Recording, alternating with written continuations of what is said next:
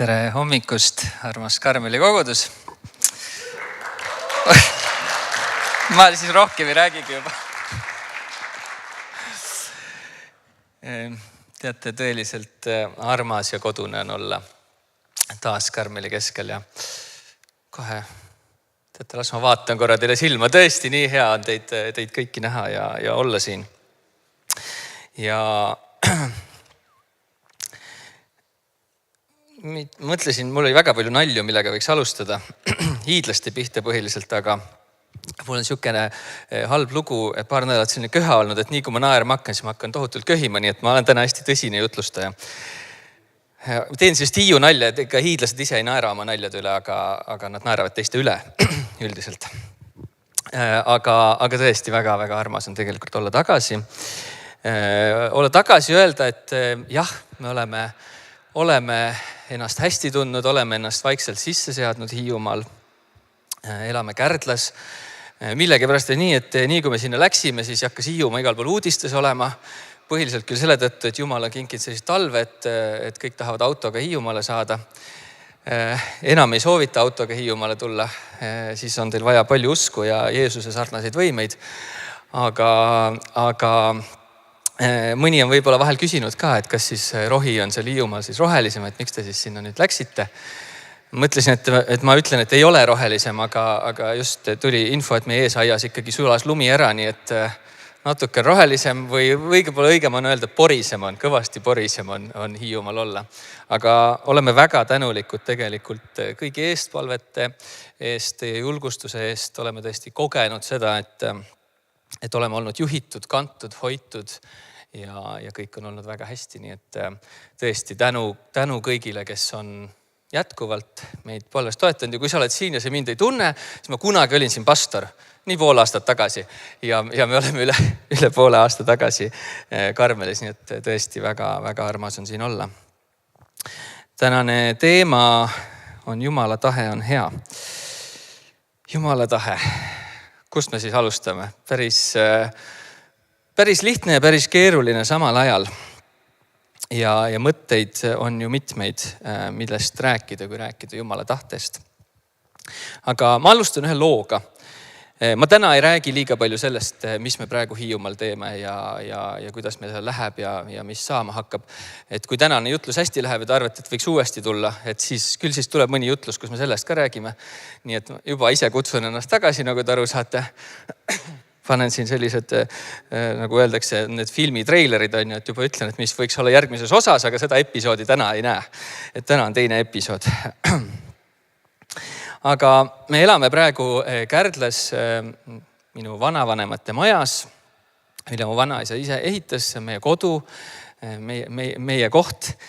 Ja üle 10 aasta tagasi oli keset juulikuud seal majas tulekahju. Vara hommikul läks sügav külm trepi all põlema ja oli üks selline päris omamoodi traagiline sündmus meie pere jaoks. Järgmisel päeval pidi olema vanavanaema 90 või 80, ma mäletan enam, aga üks nendest kõrgetest vanustest, suurtest juubelitest, kõik pere pidi Hiiumaale tulema ja juhtus selline asi. Ja selles mõttes läks kõik hästi, et kõik pääsesid sealt majast. Päästeamet reageeris kiiresti, tulid suitsusukeldujad ja tõid meie lätikeelse vanavanaema majast välja, kes arvas, et tal on kavalerid tuppa sisse astunud ja vanaisa ja vanaema said ka ilusti alla. Külarahvas nägi võib-olla neid paljamalt kui tavaliselt, aga läks nagu selles mõttes kõik hästi ja pärast seda paljud inimesed toetasid, annetasid. Väga kiiresti tuli kokku see summa selle maja nagu renoveerimiseks.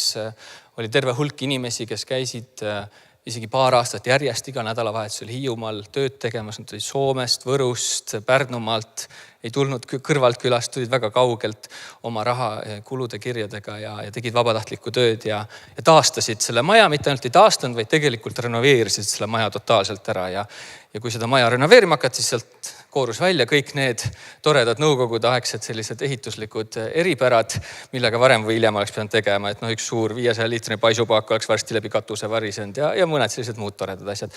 Läks kõik väga hästi. Ja me oleme oma peres rääkinud, et see, mis tundus nagu halb rünnak, sai pööratud tegelikult õnnistuseks. Me poleks kunagi seda maja jõudnud ise selliselt renoveerida, teha.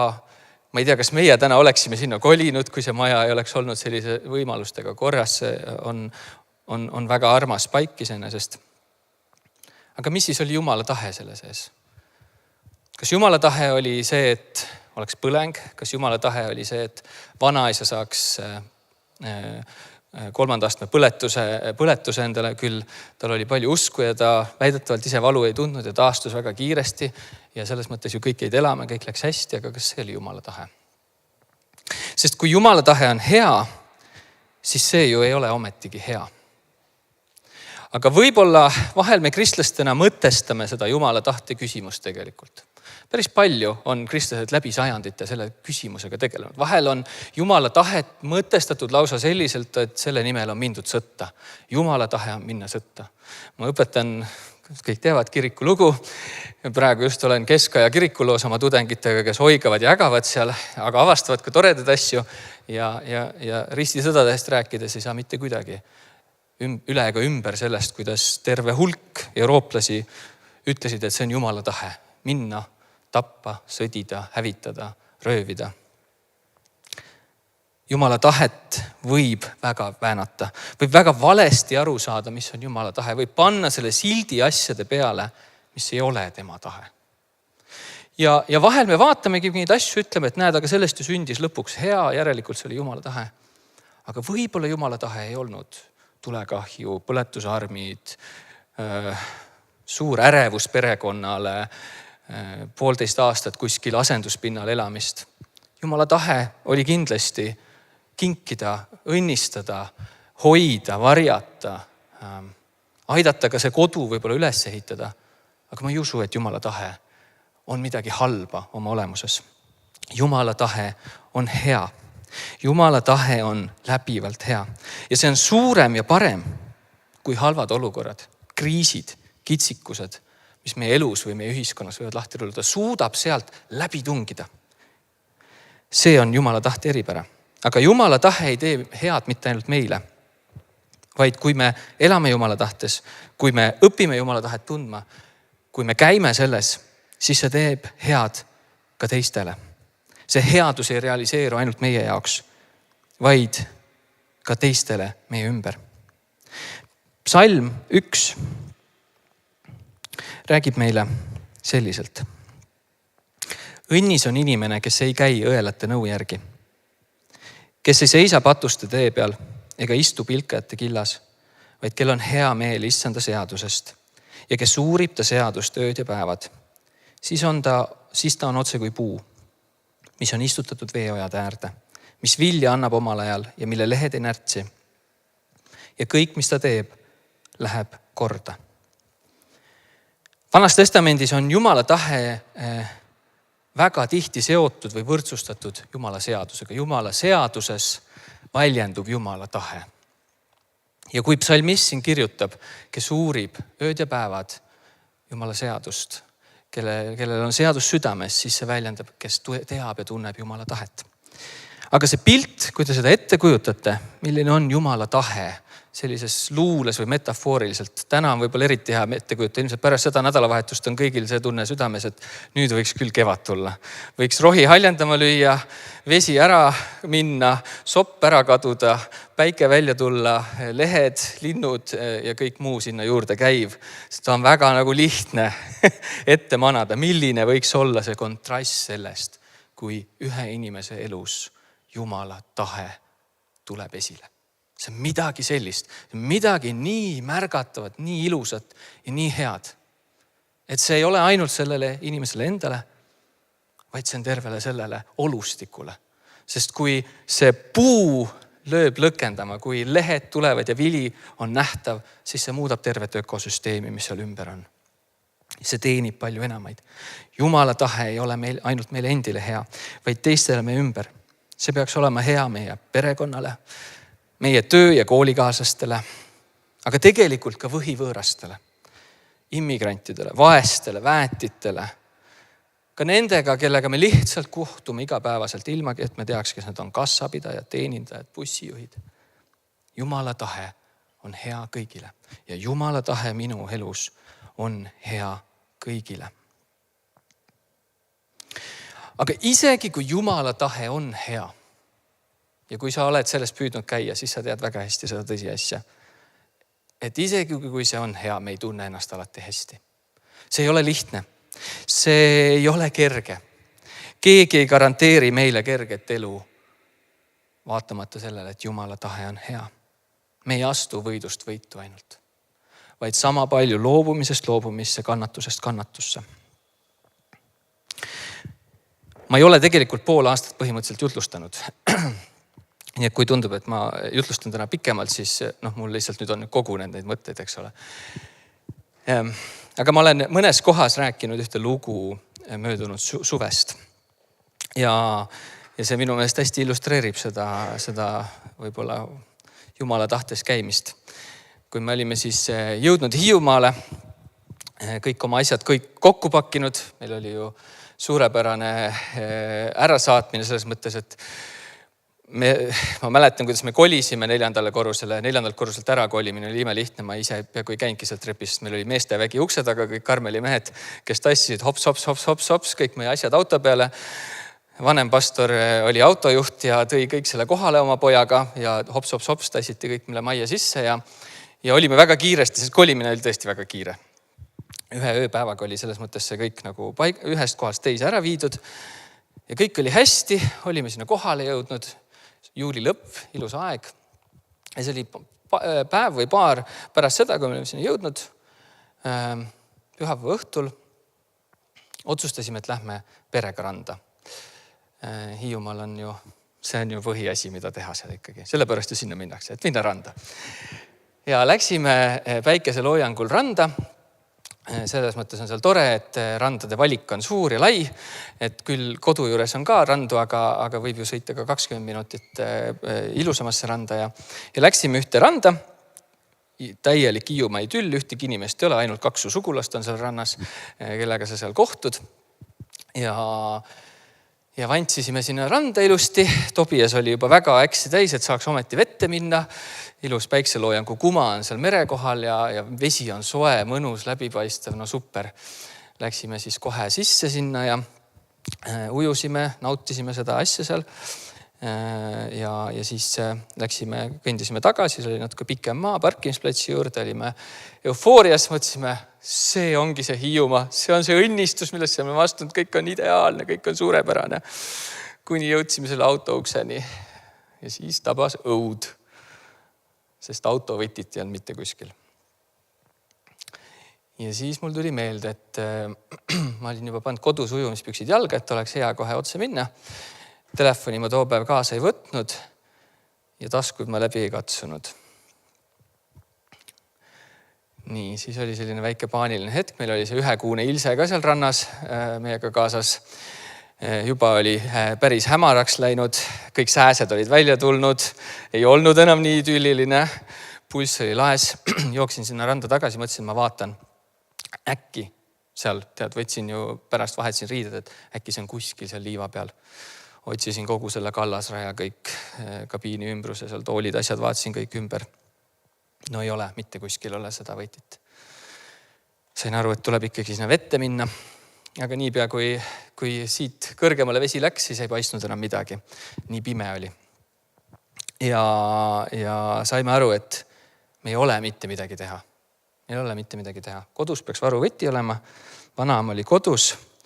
Hakkasin vanaemale helistama, vastasin, Hiiumaa idüll, rannas pole ju levi. Super, mitte keegi ei saa sind kätte. No siis jooksin seal rannas ringi, leidsin ühe koha, kus oli üks pulk. Sain vanaema kätte, kuidagi seal niimoodi hakkis, aga saime räägitud, et nüüd on selline olukord, et varuvõti peaks kodus olema. Siis tuli meelde, et aga varuvõtit me nägime viimane kord enne, kui me tulime Rakvere asju kolima. Kus see siis on? Kõik see elu on ju seal ilusti ära pakitud ja Noh, loetlesin neid kohti ette, kuhu võiks vaadata, siis unustasin seda vanaema telefoni teel. Juba teadsin, et tegelikult ei leia seda kuskilt, see peab olema mingi ime, kui see välja tuleb, see varuvõti. Ma ei tea ise ka, kus kohas see on. Viimati nägin seda täpselt enne seda, kui me tulime Rakvere. Nii, varuvõtit ei olnud. Okei. Siis oli kell juba üle südaöö jõudnud. Tuli vanaema siis meile sinna randa järgi. Istusime autosse, sõitsime suhteliselt mornilt koju.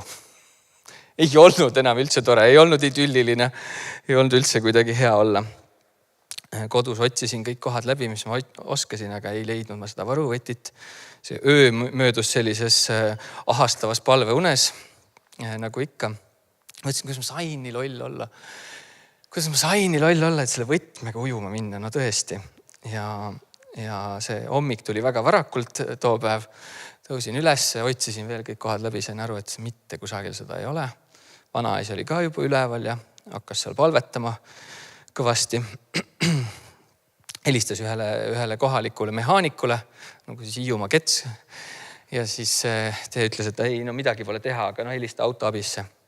Võtsin autoabi leheküljel lahti, vaatan nii ilusti kirjas, aitame üle Eesti. Super!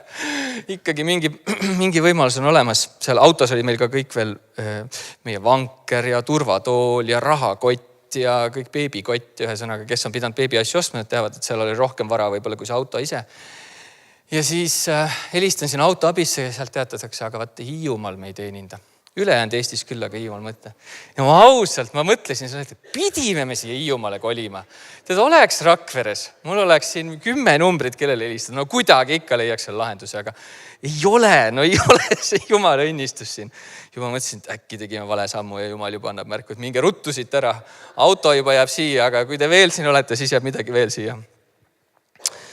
Aga ega ma midagi teha ei olnud, sõitsin siis randa tagasi. Imeilus hommik, päike siras kõrgel, täiesti nagu siuke tuulevaikne, väga-väga kaunis. Ega mul seda ilu seal pikalt imetleda ei olnud, sellepärast, et ikkagi oli nagu selline kurbus. Vanaema küsis ka veel, et kas ta tuleb muga kaasa randa, et kui ma võtme leian, tal oli mingit usku, mida minul ei olnud. Et siis ei pea nagu edasi-tagasi käima, et saab kohe nagu tagasi. Ma ütlesin, ei ole mõtet sul kuhugi tulla. Läksin siis teise autoga randa ja siis vaatasin kõik selle liiva osa läbi, no ei ole mitte kuskil. Oma jalajälgi leidsin väga palju, aga ühtegi võtit mitte kuskil ei ole. Mõtlesin, okei, Jumal, ma siis lähen sinna vette. Ma ju tean, et seda ei ole seal seda võtit, öö on möödas. Kes natukene teavad mereäärset elu, siis ööga tuul tõuseb, eks ole, meri liigub, see ei ole ju mingisugune, see ei ole mingi järv, mis paigal seisab, eks ole, see on meri. Ja läksin sinna vette, teadsin ju, kui sügaval ma umbes käisin, läksin siia rinnuni vette sisse. Tegin ühe sükse siksaki ja kui ma olin siis jälle kuskil seal rinnuni vees, siis nii kaugel, kui see rist on, põhipaistis täiesti läbi too päev. Täiesti läbi paistis. Näen seal põhjas mu autovõti. Läksin selle auto võtme juurde, see muide ei ole väga väljapaistev asi, igaks üks ütlen, siuke must asi seal vee põhjas oli. Läksin selle võtme juurde. Tänasin Jumalat, hõiskasin, karjusin seal, seal paar inimest oli ka randa tunda ja vaatasin, et mingi hull mandriinimene on kohale jõudnud. Hakkasid juba Hiiumaa haiglasse saatma, aga sain selle võtme kätte sealt merepõhjas. Mõtlesin, see ei ole võimalik. See ei ole võimalik. Et see on siin, et see ei ole ära läinud, et liiv ei ole peale tulnud, et see on lihtsalt nähtaval seal. Jumal, sa päriselt oled olemas. Ma tean ju seda, aga no tõesti. Mõtlesin, jama, miks ma seda vanaema ei kuulanud? Ma eks saanud ju kuidagigi või et ma nüüd, kuigi ma olin veendunud, et ega see autovõti ju ei tööta ja läksin auto juurde. Ja see võti töötas. Ja töötab siiamaani. Ja hiljem tuli sealt auto seest ka varuvõti välja. See oli seal samas auto sees. Kõik läks hästi. See on nagu selline lihtne iluslugu, mis lõpeb hästi. Aga mitte alati see Jumala tahtelugu ei lõppe ju selliselt. Me ju teame seda. Ja nendes hetkedes, kus me oleme selles kaotuses või selles valus või selles segaduses, me võime teada, et see Jumala tahe on hea. Aga see ei ole üldse lihtne selle sees olla. Piibel hoiatab meid selle eest, et meie süda on kaval petma. Jumala tahte küsimused ei ole ainult suured küsimused. See ei ole ainult see, kellega ma abiellun, millise ameti ma eluks valin. See on täiesti igapäevane. See on väikestes valikutes ja küsimustes, sest nendest sõltuvad ka suured. Ja enamasti me ei pea tegelikult maadlema Jumala tahtega. Jumala tahe on päris selge. Peame maadlema iseenda tahtega.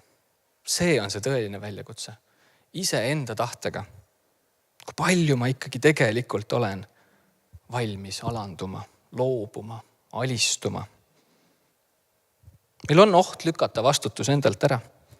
Täpselt nii nagu Pilatus Jeesuse ristiröömisel ütleb, see süü ei tule minu peale, mina pesen käed puhtaks. See ei ole minu otsus, minu valik.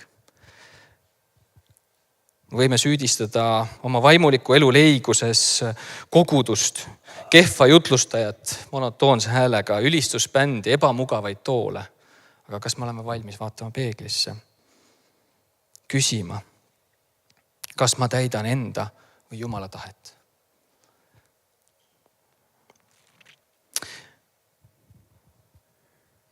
Mind on kõnetanud viimase aja sees Ristija Johannese surmalugu.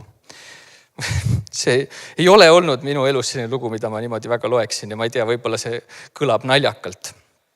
Aga ma olen seda lugu korduvalt lugenud Markuse evangeeliumist, kus kuningas Herodes, kes on vangistanud Ristija Johannese, kuulab teda, on huvitatud sellest, mida ta räägib ja siis ühel suurel pidustusel, kus tema uue naise tütar tantsib ja see uus naine on väga vihane Johannese peale, väga kade, väga kuri, väga pahatahtlik, sest Johannes on julgenud välja öelda selle, mis on valesti, mis ei ole õige, mis on patt Jumala silmis. Lõpeb see pidu sellega, et Herodes lubab pärast seda tantsu maad ja ilmad kokku, et mida iganes sa minult küsid, seda ma sulle annan. Ja see tütar peab emaga nõu ja nad nõuavad Ristija Johannese pead selle kingitusena. Ja see on huvitav lugu sellepärast, et võib-olla me rohkem keskendume Johannesele, kes on täiesti ka väärt kuju ja kellele tasub keskenduda, aga seal on teine tegelane ka, kes on Herodes. Ja kui seda teksti lugeda, siis seal on kirjas, et Herodes muutub sellest väga kurvaks. Ta ei taha tegelikult, et Ristija Johannes sureks. See, mida Ristija Johannes on rääkinud talle, on teda puudutanud, on teda kõnetanud. Aga ta ei julge teha ebamugavat valikut. Ta ei julge nägu kaotada oma külaliste ees. Ta ei julge öelda, et see ei ole õige. Ei, sellist valikut ma ei saa teha, seda ma ei saa sulle anda. Ta saadab need vangivalvurid ja see pea tuuakse seal hõbevaagnal. Ja me võime küsida, me teame, et Ristija Johannes käis Jumala tahtes. Ta oli Jumala valitud, läkitatud, saadetud, ta valmistas teed Jeesusele. Aga kas see võigas surm oli Jumala tahe? Ma ei usu seda. Jumal võis seda kasutada. Jumal kasutabki neid asju, mis ka inimesed teevad valikuid, teevad halbu asju siin maailmas. Jumal võib kõike seda kasutada, pöörata, uuendada, päästa, lunastada. See ongi tema tahe. Aga seal oli tegelikult valiku koht Ristija Johannese käes. Teha üks ebamugav valik, teha üks ebapopulaarne otsus. Mitte päästa oma nägu, vaid päästa üks inimene, päästa üks prohvet. Teha seda, mis on õige ja mis on hea. Ja ta südametunnistus on seal olemas. Ükskõik kui kaugel ta on Jumalast, ükskõik kui palju halba ta on teinud, ta südametunnistus on seal olemas. Ja ometigi ta ei tee seda valikut. Ta ei tee seda otsust. Ta ei julge. Aga see ei ole ainult Herodese küsimus, vaid see on ka meie küsimus. Samavõrd palju. Piibel on täis erinevaid eeskujusid, nii häid kui ka hoiatavaid. Ja me ei peaks vaatama ainult neid, keda me imetleme, mõtleme nii sarnased nendega, vaid peame vaatama ka neid hoiatavaid eeskujusid ja küsima, äkki ma olen rohkem sarnane Herodese kui Ristija Johannesega. Äkki mul on lihtsam ohverdada väärtused, põhimõtted, usk, kui teha õiget valikut. Me teame, et Jeesuski maadles selle kõigega Getsemani aias. Jumala tahtega, kui palju enam siis meie peame sellega maadlema, selle iseenda tahte allutamisega. kui Jumala tahtes elamine ei tähenda enam meie jaoks loobumist, ei tähenda aeg-ajalt teise viiuli mängimist, ei tähenda sellest särast väljaastumist, ei tähenda kannatust, enese distsiplineerimist, siis me oleme tegelikult kõrvalteele sattunud. Sest Jeesuse eeskuju on ülimuslik siin. Ja me ei saa olla suuremad ja paremad kui Jeesus. Ja ma ei räägi siin sellisest võltsvagadusest või iseenda kannataja kultusest, kus me ütleme, et oi, kui palju me oleme loobunud, mina olen nii palju teinud ja ma olen nii palju kannatanud. Ja see ei ole üldse see. See, Piibel ütleb, jäägu nähtamatuks. Teised ei pea isegi teadma, kui palju sa oled loobunud ja kannatanud. Aga kas ma olen seda valmis tegema? Kas ma teen seda? Psalmist kirjutab psalmis 40 järgnevalt.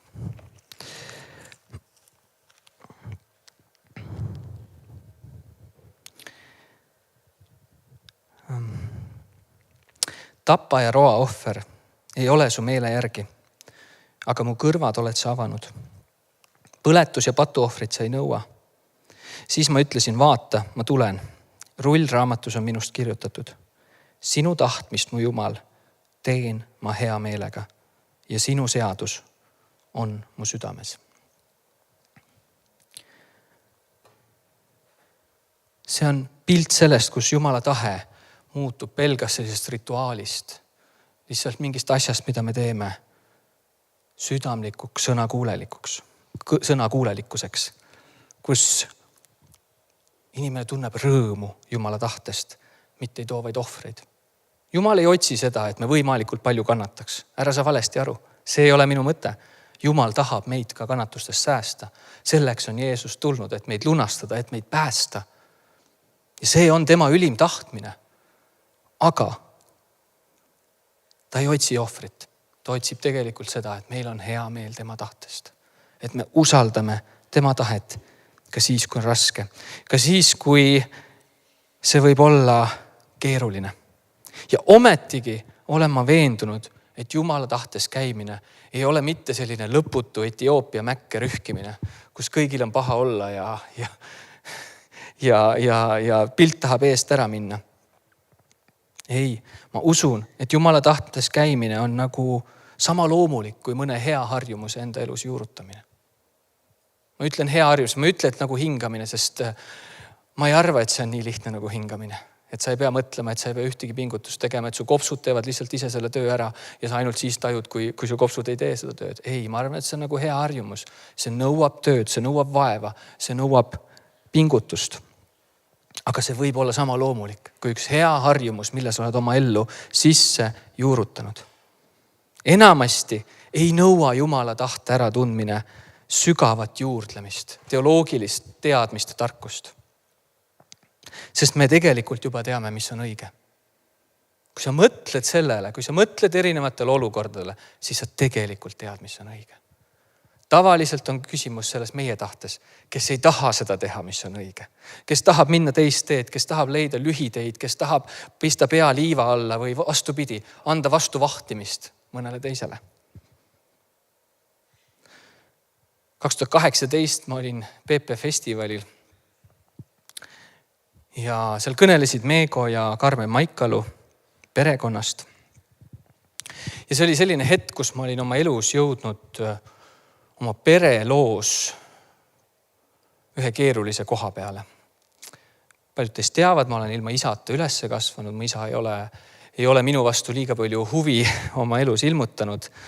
Ta küll elab välismaal, aga käib iga aasta Eestis. Ja ma olin kusagil jõudnud selle valuga sellesse kohta, et ma tundsin, et ma ei taha enam seda mängu mängida, kus ta on olemas, aga ta käitub just, kui mind ei ole olemas. Ma tundsin, et mul oleks täielik õigus. Ja ma ei ütle, et võib-olla ei olekski olnud, aga mul tundsin, et mul on täielik õigus öelda talle, et unusta mind ära, mina unustan sinu ära, me lõpetame sellise, sind ei ole olemas minu jaoks. Et kui sa ei ole siiani huvi tundnud ja kui sa oled mänginud, et mind ei ole olemas, siis me ei pea enam seda mängima. Ja see oli päris nagu raske, aga ma olin jõudnud selle veendumuseni. Ja siis ma istusin seal rahva seas ja kuulsin, kuidas Karmen ja Meego ka läbi Vana Testamendi lugude avasid pilti sellest, kuidas Jumala tahe ja plaan ei ole kunagi peresuhteid lõhkuda, rikkuda, inimesi kaugendada. See on alati kas inimeste enda tahte küsimus või see, kuidas nad reageerivad erinevatele olukordadele, hetkedele, kus nad teevad ise valesid valikuid. Ja ma ei ütle seda, et ühtegi peresuhet ei tohi kunagi läbi lõigata. On ebaterveid peresuhteid, mida võib-olla tuleb läbi lõigata, kui keegi on vägivaldne, kui mis iganes. On erinevad situatsioonid, aga selles hetkes ma tabasin ära, et Jumala tahe on suurem kui minu tahe. Mul oli täielik õigus, ma tundsin, et ma ei teeks midagi valesti, midagi ei muutuks liiga palju. Aga ma sain aru, et see ei ole see õige. See ei ole tegelikult see, mille suunas liikuda. See ei tee midagi paremaks. See ei lahenda seda tegelikult ära lõpuni. See ei paku ka mingit päästekogemust mu isale. Mina ei peagi veel seda pakkuma, aga sellega ma ei aita teda kuhugi lähemale. Ja ma loobusin sellest plaanist selle jutluse käigus. Ma parandasin meelt, ma tegin selge otsuse, et ma ei tee seda sammu. Ma ei ütle, et ma tegin otsuse, et nüüd ma võtan temaga iga päev ühendust ja mida iganes. Ma ei teinud ka seda. Aga ma otsustasin, ma ei tee seda finaalset sammu. Ma ei lähe selle suunas, mis ma tean, et tegelikult ei ole õige. Ei ole hea. See on see koht, kus me peame maadlema oma tahtega, sest me juba teame, mis on õige, mis oleks hea inimestele meie ümber, meie perekonnale. Aga küsimus on, kas meil on julgust, kas meil on meelekindlust, kas meil on järjepidevust. Me ei pea kunagi küsima, kas aidata hädas olijat, olla lahke, armastada ja hoolida, sest see on Jumala tahe. Kui sa näed kedagi hädas ja sa küsid, Jumal, kas ma peaks seisma jääma, siis sa ei ole Jumalat tundma õppinud päriselt, sest Jeesus jäi alati seisma.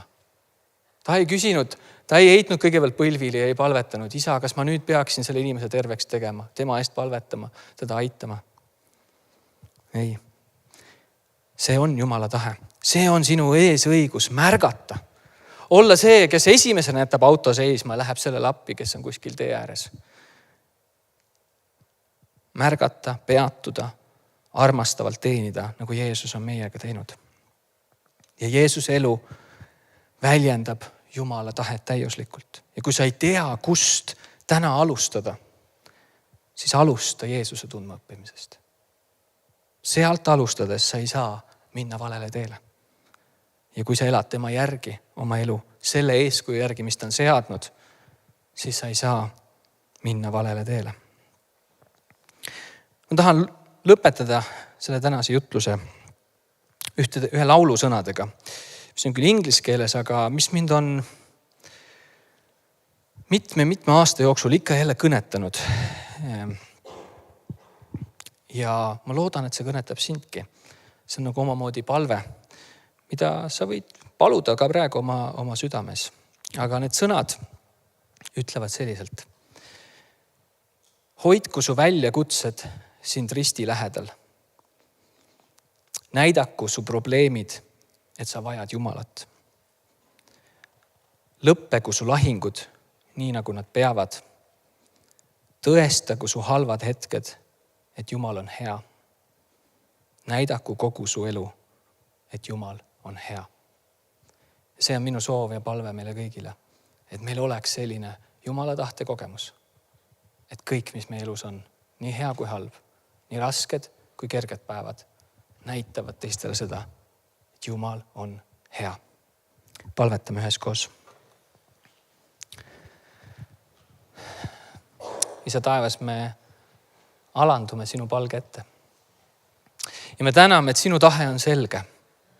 Ja see on lõplikult ja jäädavalt hea. Sina oled lõplikult ja jäädavalt hea. Ja me täname sind, et kuigi sinu tahtes elamine võib olla tõsine pingutus, võib olla väga keeruline paljudes eluhetkedes, võib tunduda isegi mõnes kohas pea ilmvõimatu, siis ometigi, Jeesus, sa oled tulnud, sa oled loobunud iseenda tahtest, et meid päästa, meid lunastada, meid armastada. Ja selles on see vägi, millega ka meie võime oma elus jääda kindlaks sinu tahtele ja olla veendunud, et sinu tahe on hea. Ja elada sinu tahtes selliselt, et teised ka meie ümber näevad ja kogevad, et sinu tahe on hea. Mitte lihtsalt hüpoteetiliselt, vaid praktiliselt, käega katsutavalt. Issand, tänu sulle, et sa oled Karmeli koguduse keskel oma tahet ilmutanud. Sa oled paljude inimeste kaudu näidanud läbi selle, kuidas nad elavad sulle, et sa oled hea. Issand, ma palun, et sa võiksid jätkuvalt anda seda jõudu, anda seda meelekindlust, otsustusvõimet, sirgseljalisust, jääda kindlaks sellele, kes sina oled. Et me ei annaks alla iseenda tahte valedele, ilusatele vabandustele, mugavustundele, vaid meil oleks julgus valida sind, jääda kindlaks, et see, mida sina oled näidanud ja õpetanud, see on tõde. See on tõde lõpuni ja selles elades, issand, me võime tõesti öelda, et õnnis on inimene, kes elab issanda seaduse järgi, kes teeb tema tahtmist. Issand, tänu sulle, et sa tahad õnnistada igat ühte, kes astub sinu ligi ja sinu õnnistused on palju suuremad kui ükski kriis, ükski väljakutse, ükski raskus, millesse me võime astuda. Ja et sa pöörad heaks, et kõik tuleb kasuks neile, kes Jumalat armastavad. Tänu ja au ja kiitus olgu sulle. Amen.